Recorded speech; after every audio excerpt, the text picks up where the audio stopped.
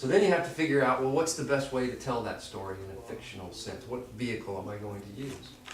And I decided to create two women, two pretty extraordinary women. One is Sarah Talton, who's sitting over here, and another one is Jacquerie Bodin. Sarah Talton is a white farm woman, owns a farm here in Winston, North Carolina in 1860, right before the outbreak of the Civil War. Jacquerie is a runaway slave from Louisiana.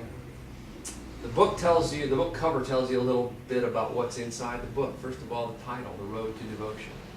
They are two different roads. Sarah is on a road of greater spiritualism, of figuring out a different way to live her life.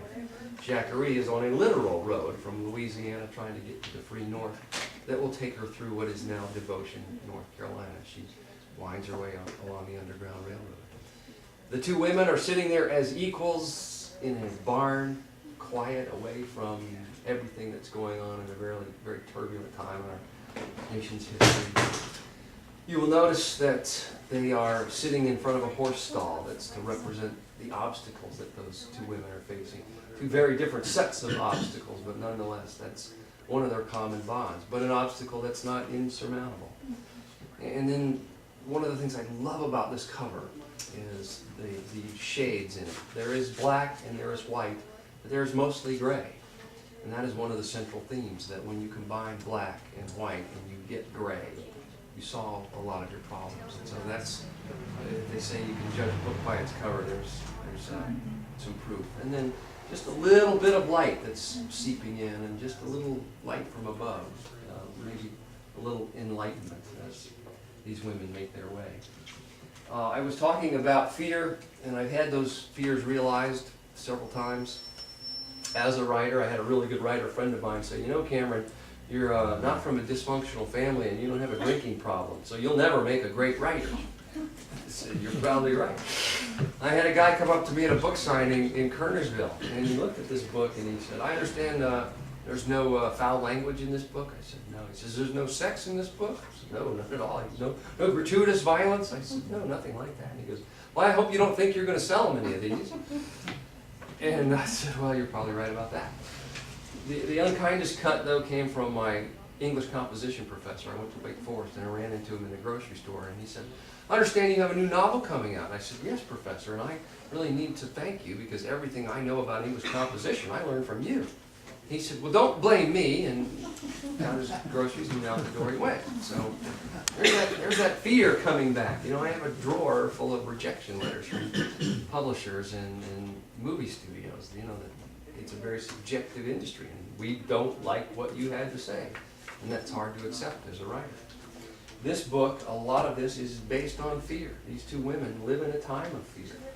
A runaway slave, of course, afraid for her life. She's afraid of getting caught. She's afraid, I won't give too much away if you haven't read the book, but she's afraid of people finding out what she knows and some of her abilities. Sarah Talton is afraid she's going to lose her farm. She's afraid of what's going to happen to the South if there's a war with the North. She is afraid of horses, which is not a good thing to be afraid of when you're a farm woman. So that's just a little tiny microcosm, that fear of horses and how she deals with that and eventually overcomes it. It's just a microcosm of the grander scheme of things at that point in time in her life. It is a book that is based, rooted in faith, I should say. Every chapter begins with a Bible verse or a line from a spiritual, and a lot of the verses are ones that are important to me personally or important to some of the ministers who have been important in my life.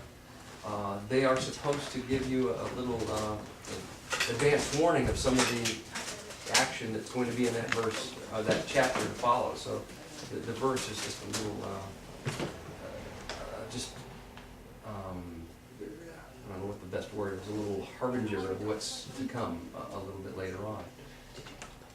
And for Sarah, it's one of these long journeys to enlightenment. And that's what she's trying to do. She's trying to figure out a better way to live. And realizing through her intersection with the life of this runaway slave that everything she has ever learned about class and race and societal structure is not the way it should be. And it takes her a while to get to that point. It is not suddenly the lights come on and it's, Saul on the way to Damascus and lightning strikes her and she figures it out right away. It is a couple steps forward and another step back of falling into, her old habits. A couple steps forward, another step back. And it's a long, slow process for her. What finally sort of turns the light bulb on for her is realizing that as a farm woman, she is furious that the men in town don't treat her as an equal. And that makes her livid. That, she does exactly what they do. Why am I not treated as an equal? And then at the same time, she turns around and realizes, well, I'm doing exactly the same thing to another segment of the population. If you'll indulge me, I'll read just a couple of pages that speak to that. Sarah's next door neighbor is a man by the name of Braxton Smithwick, not a gentleman, but a man, a gentleman farm owner, landowner, who covets not only Sarah's farm, but also Sarah herself. He would like to get the whole package if he possibly Carol, could. do you mind if I mention one thing? No. Since they haven't read it, it's really important to know that Sarah has lost her dad and she has no family support. So this really is a woman who's on her own to figure all this out, and that makes it more powerful. Yeah. Hope you don't mind. No, 'Cause please, they jump in haven't read anytime. it. And mention those fears of losing her farm. She's struggling to keep this farm going after the death of her father. She has a sister who's attending Salem College, so she's struggling to pay the tuition, in addition to keeping a handle on just a handful of slaves that she has left on her farm. And so she is struggling on the outside, and now she has this inner struggle of trying to figure out, what am I supposed to be doing? How am I supposed to be treating these people when society tells me one thing, and yet my heart is now telling me something else? This is her neighbor, Braxton Smithwick, riding up to her to tell her about the political events of the day. A small tempest of red dust kicked up in the road in front of the Surrey as Braxton Smithwick headed toward them in a full gallop. With unnecessary drama, he waited until he was nearly on top of them before he grabbed hard at the reins and yanked his steed to a furious stop. "Have you heard the news?" he blurted out. "The news? No," said Sarah. I haven't. What is it?" Braxton pulled a newspaper from his saddlebag like a knight brandishing a cutlass and held it out for Sarah to see. "The results are in. Lincoln's going to be president. The Democrats split between Breckinridge and Douglas. That was all the Republicans needed. Lincoln takes over from Buchanan in March of next year." Sarah quickly glanced at the typeset. "Well, this is trouble. Lincoln will see to it that slavery is excluded from the new territories. Eventually, that'll get to the South."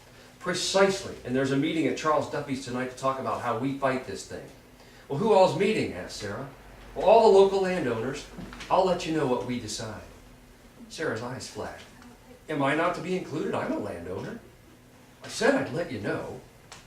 Braxton snatched back the paper and galloped away. Her anger smoldering, Sarah kicked the floor of the Surrey. "Take me home," she ordered.